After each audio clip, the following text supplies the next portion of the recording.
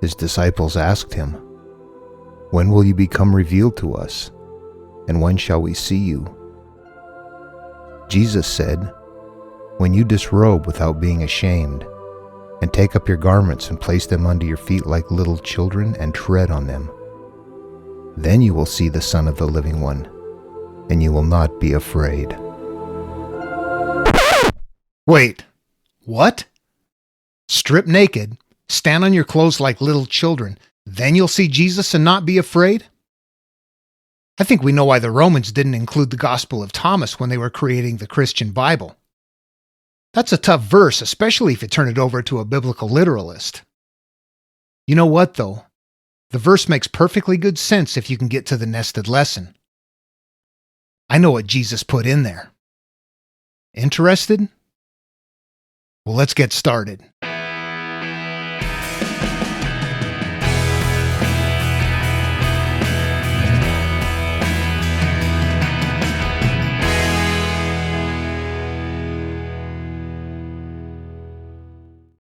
Hi everyone, I'm Daniel. Welcome to Just One Truth. In this episode, I'm going to start connecting the person with the teaching.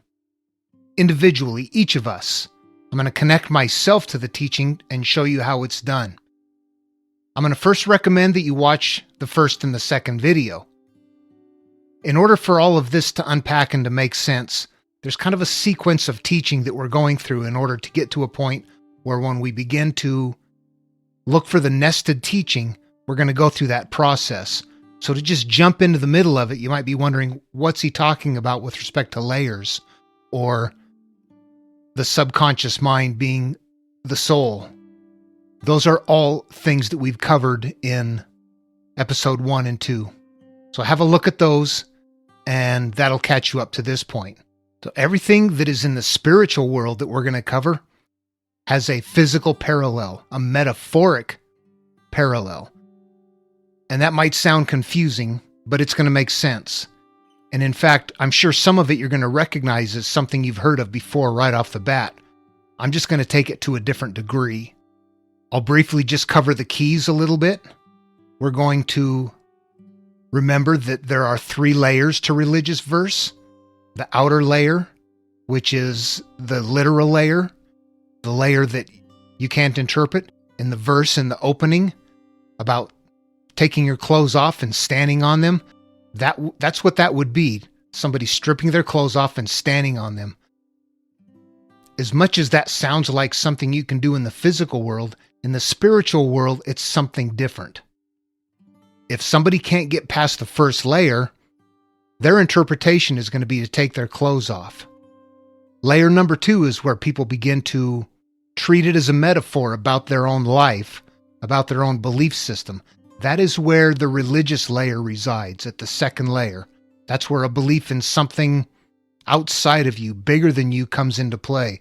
That's where people interpret it in a way that is meaningful and it makes sense to them in the religious world. But it's not the nested teaching. The religious layer is the carrier. The religious layer is for the masses. The religious layer is there as a pretty box to carry the teaching that is nested inside in order to gain the widest possible dissemination. The nested teaching is very difficult, and it's really for only people that are going to be seeking and looking for these answers. It's not for most people. It's incredibly important, and it's life-changing, but most people are never going to apply it. They wouldn't believe it, they wouldn't care about it, they would deny it.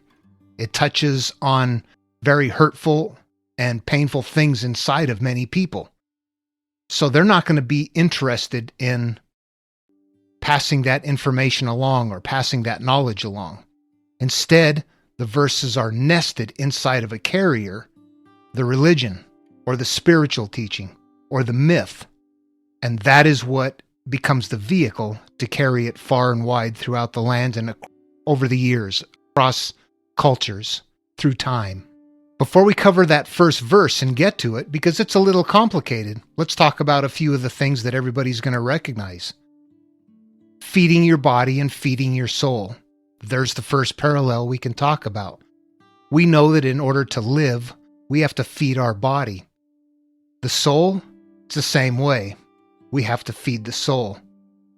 Again, we have to look at the soul as the subconscious mind. When we are first born, we are empty, pretty much. Our minds, our knowledge, our beliefs, our emotional state of being about things in life are not yet there. They become developed as we consume. We're consuming experiences. We're consuming life. We're consuming conditioning. We're consuming what we're being fed by other people. And by feeding us, they're telling us, they're treating us, they're conducting themselves and imposing themselves or nurturing us, all manner of things that are causing us to develop and our minds to develop and our neural pathways to grow. That is feeding our soul. Some people might say, I'm feeding my soul by reading a book. That would be true, by taking the day off and just going into the country and not doing anything, sitting by the river, listening to the ocean all day long. All of those things are true. You're feeding your soul. But more specifically, what we're looking at is what we're consuming, what we're eating, what we're taking in. And when you start with an empty individual, remember in episode number 2, the triplets from Australia, they got spread around the world and ate 3 different diets mentally and became 3 different people in their belief system. Yes, they ate different physical diets, but they all grew up healthy and strong.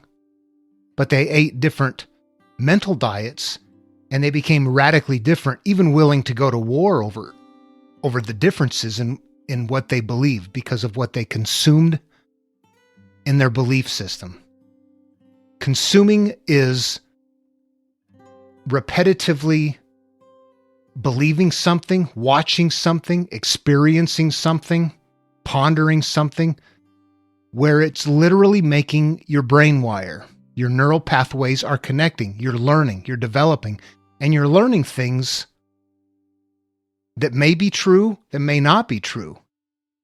Once you've learned them, you believe they're true, but they may not be.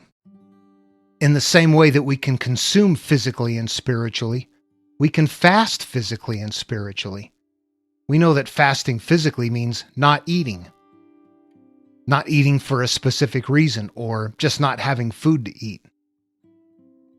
Fasting then in the spiritual sense would be not taking things in, not sitting in front of the television, not having the radio going, not reading a book, not engaging in conversation with somebody, but more along the lines of meditating or just letting your mind go clear. And again, remember, we're talking about the brain and the growth of neural pathways. As long as we are taking something in, we are becoming that, or some measure of that, or the opposite of that. We might be looking at something we hate repetitively, and we become the antithesis of that. So in the same way, we over time become physical manifestations of the food and the nutrients that we consume. We also become spiritual or mental manifestations of the other information we take in. You could be liberal or conservative simply based on what you have absorbed, where you came from. Okay, and that's just one example of the parallel, the metaphoric parallel between the physical and the spiritual world. Consuming, eating. Remember the story of Jesus feeding the multitude? So here's a story where a massive amount of people came together, and the story is that he was preaching to them, teaching them, and that they all became hungry and they needed to be fed, and Jesus took a small amount of food, and there wasn't enough to feed a small group of people, let alone the thousands that were there. Yet he broke this up and they spread it around, and not only did everybody have something to eat and have their fill, but there was more left over than when they started. On the surface layer, that's the story. It's a miracle. What can you do? You go, oh, Jesus is the Son of God. Let me worship him. That's it. But if you look for a deeper meaning, you say, wait a minute. If he's feeding their souls, what he's doing is taking a small amount of information and spreading it around and teaching everybody. And in the process of teaching everybody, not only does everyone get all of your knowledge, but you yourself gain more knowledge. You have fed everybody's spirit, and there's more left over than when you started. Suddenly we look at that and say, oh, okay, it was either a physical miracle that I can do nothing about, or it's a teaching that shows me that I can fit with this process too. There's something deeper in there. In the physical world, we cannot feed a multitude with a couple of fish and loaves. But in the spiritual world, we can feed a bunch of hungry minds with our knowledge. And not only will we teach them what we know, we will know more afterwards by having done so. That's how the parallel works. Okay, so another very common metaphoric parallel to the physical world and the spiritual world is garments, clothing yourself. And that's the reason I opened up this video with the verse that I did, the one from the Gospel of Thomas, the one that people would leave out because they don't understand it. Stripping off your clothes and standing naked, putting them under your feet. You don't want to do that in the physical world. In the spiritual world, you do want to do that. In the physical world, we use garments to cover us for whatever reason. In the spiritual world, what we cover ourselves with, we refer to as garments, and we use them for any reason. In this case, we're looking for spiritual purity. We're looking for peace of mind, happiness, bliss, the kingdom of heaven within, a state of mind that is very peaceful and loving. Therefore, we look at what we're covering ourselves with, and we look at what we're covering. The best way to do this is to just cite an example or two. And I'm going to use common examples from life today and what life would have been like back then at any point in time. Humans often hurt other humans. Perpetrators create victims, and victims stay victims. That's what we're working out of here. We're looking how to not be the victim. So for this example, let's say you have been raped, molested, abused in some way, and you don't want to ever let that out. You want to hide that away. You want to put that and tuck it away someplace, and you feel shame. You feel anger. You feel hatred. The shame, the anger, and the hatred, those are the garments. Those are the things you're using to cover the parts of you that you don't want people to see. When you can't strip off your garment, what that means is that you can't talk about it, that you don't want to talk about it. And the reason you can't is because you still feel that anger, that hatred, and that shame. It will act out. It certainly will. People can tell what clothes you're wearing by how you conduct yourself in certain situations. But what we're looking at in the teaching here is that as long as you mentally keep that tucked away, they become the skeletons in your closet. They become the monsters under your bed. They become the part of you that's the ticking time bomb. However you want to put it, your demons. They exist in there, and you try to hide them away, and you do that by covering them with garments. So, analogous to stripping off clothes in the physical world is the idea that we want to be able to strip off of our clothes in the spiritual world, which means that healing has to have taken place.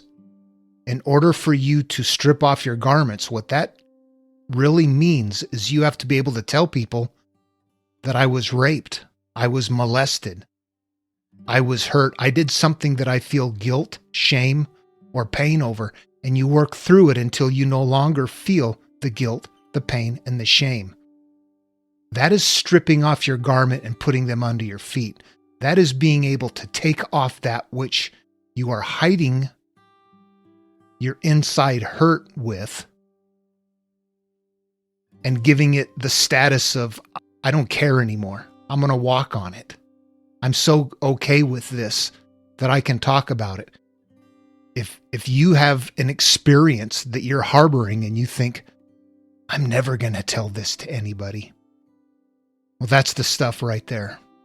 Those are the things that your garments are covering that you have to strip off.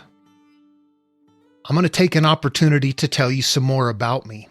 We'll go back out to the desert again. I want to reemphasize, though, that the reason I'm doing this is because I want you to know where I'm coming from. And the reason I feel that's important is because I think it shows what I'm willing to do, or that I've taken my own garments off.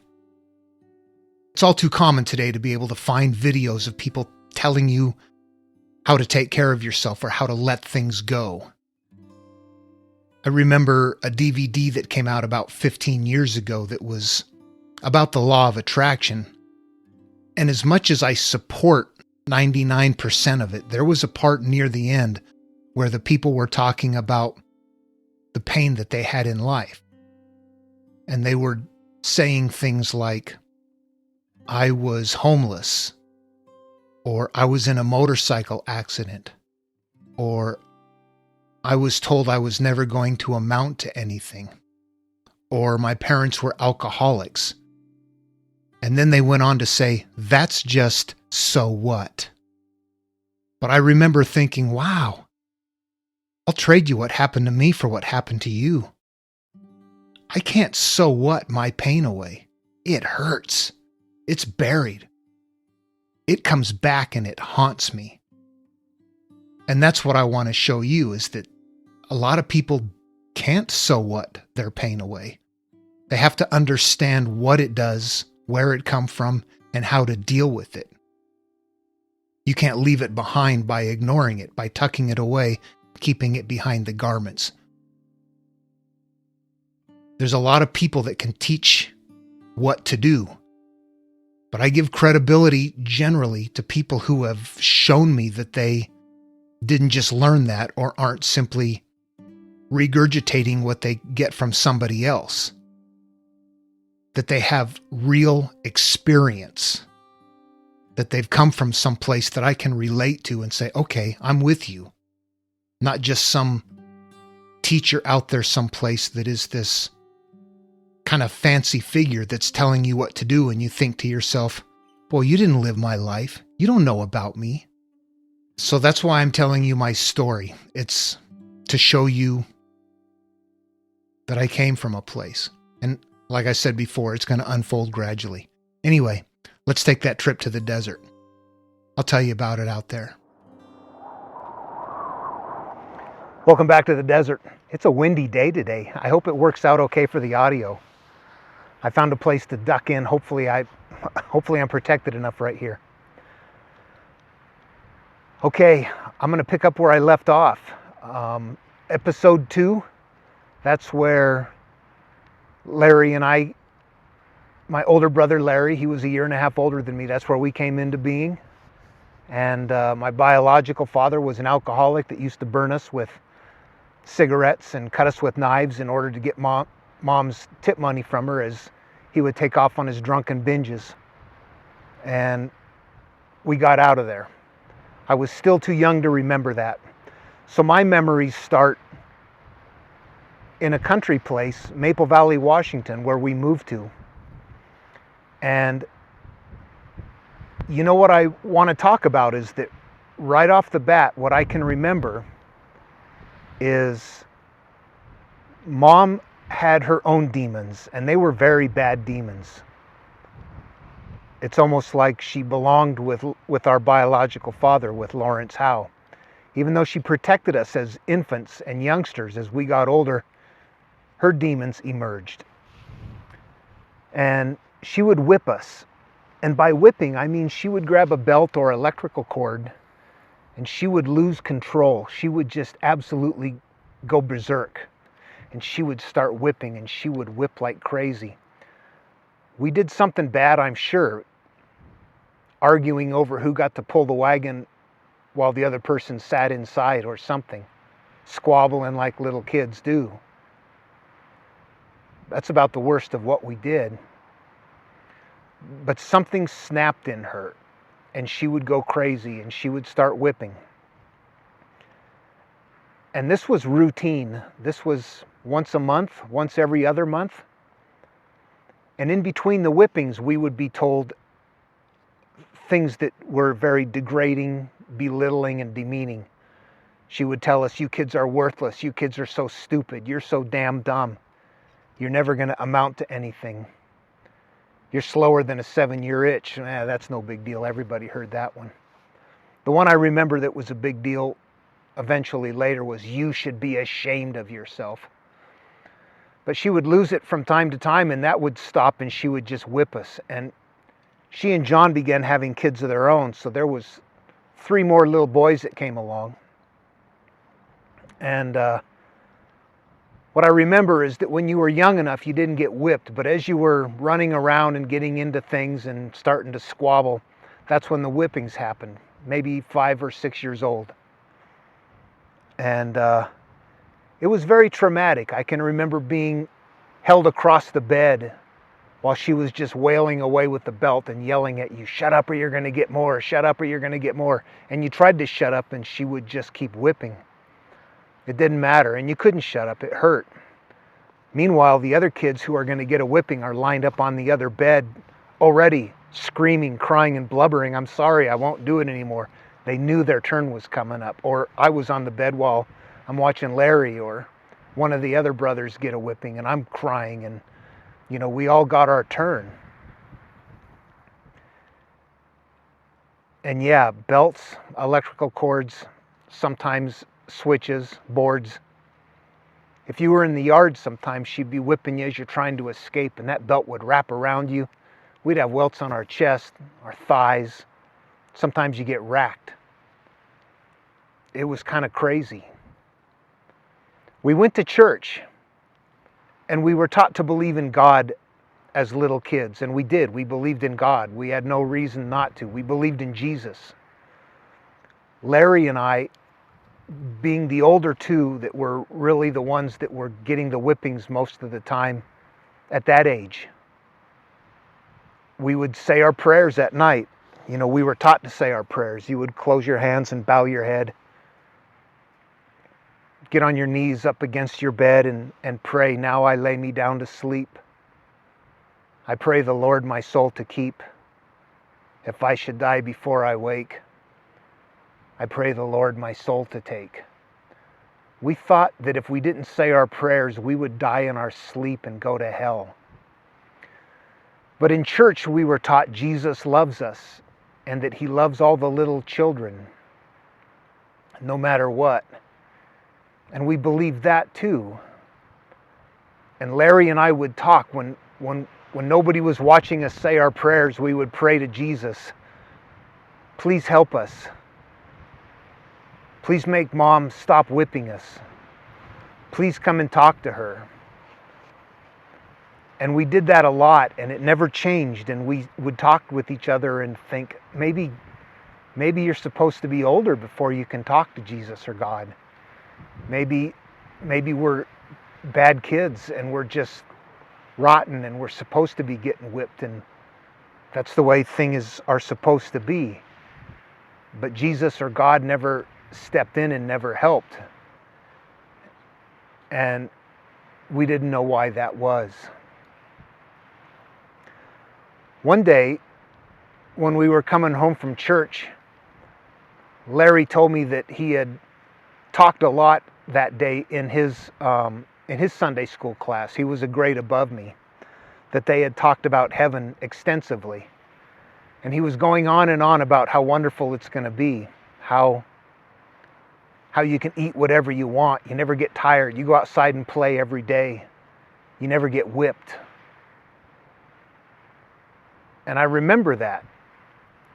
But I also remember that day after we got home, I was tasked to help my next brother down learn his ABCs. So after lunch, he and I were sitting at the table and just repetitively going through the ABC song. Just, the rote learning, A, B, C, D, E, F, G, those songs.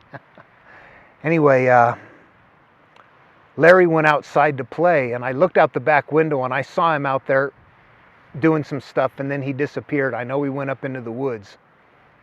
And something that day was strange. I really wanted to go out and find him and play with him. It was a November day. It was cool and clear and crisp outside. Beautiful day. One of the rare days it wasn't raining up around the Seattle area. And I just would have loved being out there crunching in the leaves with him in the woods. But I didn't dare do that. I knew I'd get a whipping. 20, 30 minutes into the ABC song, my younger brother had to go to the bathroom, and boy, something just took over my head. I was consciously thinking along the way, but something compelled me to go find Larry really strongly. I just escaped. I knew I was going to get a whipping, and I didn't care. And so I snuck outside and I dodged across the yard, make sure my mom didn't get to the kitchen and look out the back window and see me. And I went up into the woods. Larry and I had a little tree fort. It was just a couple of 2x4s up in a tree about 20 feet up with some planks across it, and I knew he would be there. So I ran up into the woods and I headed towards the trees. And there's kind of some rolling terrain. I get up on the trail and there's a bit of a dip between us and then a rise, and he's slightly down over the other side of the rise. And I spotted him right off the bat, and I came to just a stop and stared at him because he was just straight up and down and still, ramrod straight, not moving, nothing. And it took me a second from the distance, but I could see that there was a rope around his neck. And it was going up into the tree. And his back was to me. He was facing towards the road. And I remember saying, "Larry, don't do this." I thought maybe his feet were, like on the ground and he was just teasing me or something. Although we never did anything like that before. I was maybe just hoping. And I'm going down the rise and I'm talking to him, "Larry, don't, Larry, please quit doing this." And I finally get up high enough where he comes into view and I could see his feet were not on the ground. So I quick run up there and I grab around him and I'm trying to lift him up, and he just is over tight against it, and I'm trying to undo the knot, and I'm shaking and I'm crying. I'm yelling at him, "No, Larry, no, Larry, no, Larry." And I couldn't get the rope loose. I couldn't get the knot untied. It was tight. It was a small diameter rope. We just had small rope. Anyway, I realized I can't untie the knot. I got to cut him down. So I ran home and I run into the kitchen and I grab a butcher knife. I see my brother back at the table, my younger brother, and I just turned and ran back out. I get up into the woods and I cut the rope that's going up into the tree, and Larry just slumps into the ground. And I'm trying to get the knot untied. I still can't untie it. The rope is tight around his neck and it's kind of impressed in. And I had to take the knife and put it between the rope and his neck and saw at it to get it free. And I'm yelling at him and shaking and crying and blubbering. And in church, we were in this scouting group called the Royal Rangers. It's kind of a church-oriented Boy Scouts. So we did all the same kind of things. Start a fire with one match. Make a campsite. Dig a field toilet. That kind of stuff. And get badges for it. And we had done some first aid. And one we never did, but it was in the handbook and we covered it, but we'd never practiced it, was mouth-to-mouth resuscitation. And I remembered that at that time and thought, that's what I have to do. I have to breathe for him. I have to get air into him. He was just motionless and kind of pale, grayish kind of color. He had mucus like on his mouth and nose. It was drying. So I tried to blow into his mouth, and it was I couldn't get any air into him. I took a deep breath and I blew really hard, and there's this rumbling deep in his chest or somewhere, and I thought, oh good, it's okay, it's working. I see what to do now. And I took a deep breath and I just forced as hard as I could. I blew air into him, and it was rumbling, and it went into him, and I thought it was going okay. And as soon as I got that breath in, I pulled up and he just vomited. I didn't have an airway. All I did was force air into his stomach. I didn't know that then. I didn't know what I was doing. Anyway, as soon as he threw up, I realized, okay, I got to get Mom. I run out of the woods, and Mom's in the backyard, and she's yelling at me, your brother said you came in and grabbed a knife. And I'm yelling at her, telling her what happened. And when she recognizes what I'm saying, her demeanor changes, and she yells at me to go up to the neighbor's house and get the neighbor man and get help. Dad was at work. So I ran up there to get him and brought him back down through the woods. And as we approached the tree and where Larry was, Mom was there, and she's on her knees. He's on the ground still, and she's on her knees next to him with one hand on him and one hand up in the air, and her face raised upward, and she's praying and pleading to God to not take her son. So the neighbor took Larry in and put him on the sofa, and they made me go outside and stand by the telephone pole so I could flag down the ambulance when it got there. We were pretty rural. It took about a half an hour, and they got there. And I went up and I tried to go in the house, and I could see that they had some kind of a bag over Larry's face and this other thing they were squeezing. And I thought, oh, they're getting him to breathe. It's all working out now. It's okay. And they made me go outside because there wasn't much room. It was a small house. People from church started showing up and going in, and they were all wailing and crying and praying in tongues, all kinds of loud things. And I just sat up against the house. And then after a while, they put him on a gurney and took him out, put him in the ambulance, and off they went. And I thought, good. Finally, everything's okay. They're going to take him to the hospital, and everything's going to be okay. Dad came home from work and got Mom, and they took off. And I figured, well, that night, sometime later on, whenever everything is taken care of, they'll bring Larry back home. And they came home late, and Larry wasn't with them. And I thought, well, maybe he has to stay longer. They made me go to bed. Next day was Monday, and Dad got me up in the morning and made me go to school. I don't remember much about it. I was kind of unfunctional, and I was mad, but I didn't dare say anything.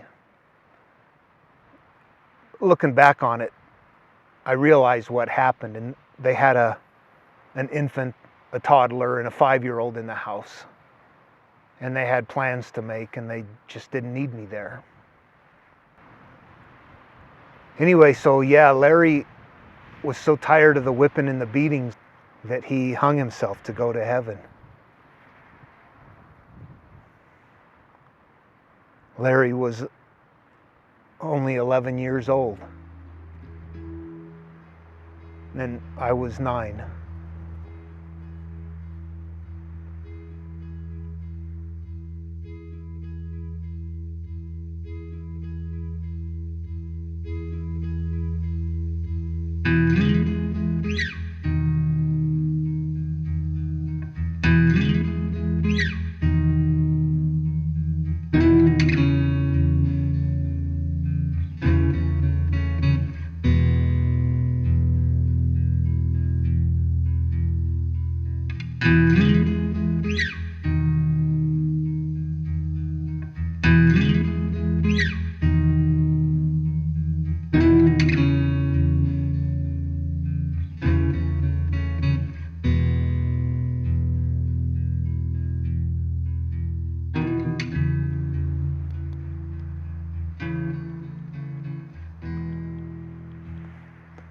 That verse about taking off your clothes, stripping and standing on them, when you can do that, this is what that's about. Not just this, there's more to come. But it's about being able to take the pain and the hurt and the anger that you've clad yourself in and deal with it to the point that you can strip it off. And I know I've said in the other video, I think, you got to be able to tell people. And what I mean is you need to be at a point where you can talk about it without being angry or emotionally destructive about it, or ashamed or hurt, or in this case there's no shame involved in this one. Shame comes in some of the other stuff coming up, but sometimes we put on a lot of garments and we got to pull them all off. This is how you stand naked before people. Well, let's head on back.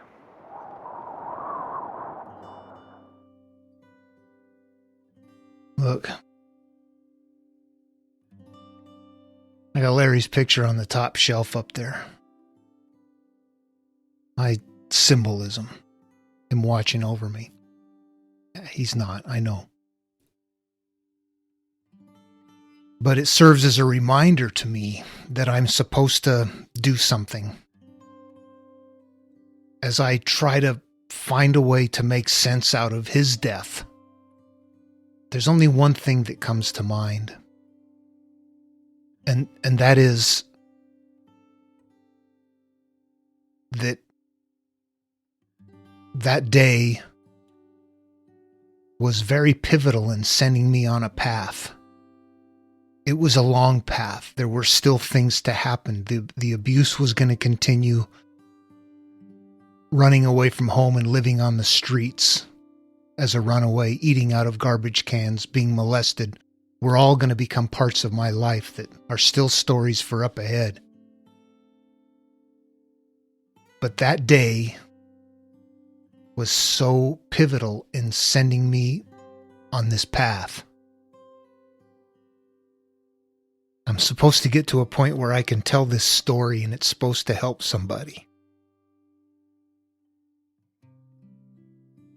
And if his death helps somebody else's life, that's the only way I can reconcile it. Okay, well, you can see when you've got stuff that is really put away. And if you don't deal with it and you kind of get far away from it, it seems like you can manage it, but it's still in there. It is actually in there, and it's buried, and it's covered under clothing. And the idea of approaching it, opening it up, getting close to it, brings back the life of it, the experience. And not just the experience, but the emotional state of it. And we know this. I mean, your brain stores the memory of what happened and the emotional state that went with it. And then things continue to happen in life that accumulate and pile more onto that. And healing doesn't happen by ignoring it. That's why this is so difficult and why people don't like to do it. If you want to heal, you have to go after it. You have to deal with it. You have to find a way to take those things that have hurt you really bad and look at them until they don't hurt you really bad anymore. So in this process, I'm demonstrating just the beginning stages of what it takes to peel off one of your garments, to get out of you and to expose those things that are hurtful and that are painful and that are difficult to live with. And they come in all manner of things. That's one kind of pain, but there's other kinds of pain. There's shame. Got that coming up. There's heartache in many ways, anger. I've dealt with early life by alcohol and anger, which is not dealing with it. not knowing how to deal with it. You don't know what to do. I'm very fortunate because I found a way. I found the inside of these stories. Okay, so back to the first verse. When you can take off your garments and tread on them like little children and not be ashamed, then you will see the Son of the Living One, and you will not be afraid. The Son of the Living One. That sounds like then you'll see Jesus. So some people can look at this right now and just say, okay, well, that's how you see Jesus. You have to deal with these things. You have to take care of them. In the religious sense, no, you don't do that stuff. You just turn it over to Jesus. You ask for forgiveness and you go on with life. And if that works for you, you're lucky. Go for it. Didn't work for me. I had to do more than that. But I also don't think I'm going to see the Son of the Living One. He didn't help me when I needed it. He wasn't there. I don't know why I would think he is now. In Buddhism, the teaching is that everybody has a Buddha nature. Buddha is not a god. He's not a Jesus-like character. In the West, people tend to not quite understand Buddhism. But Buddhism teaches that everybody can reach nirvana. That's a state of being. That's a state of peace, of happiness, of joy, where you're no longer hurt and connected with things in the world that have hurt you. You don't suffer. Life contains those things. And Buddhism is about finding freedom from those things, and that everybody can do it. And that's everybody's Buddha nature.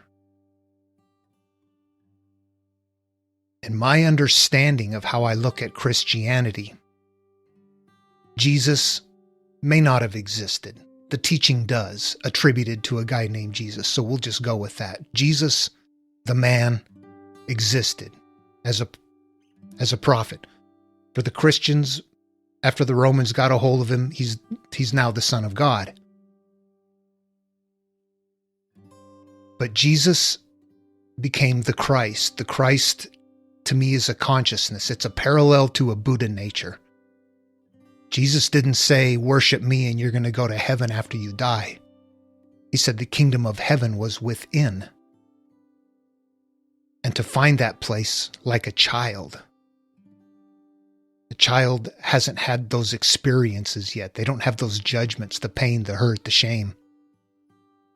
They don't look at people and say, you're fat, you're ugly, you're stupid, you're godless. They don't have those judgments. They're pure of mind.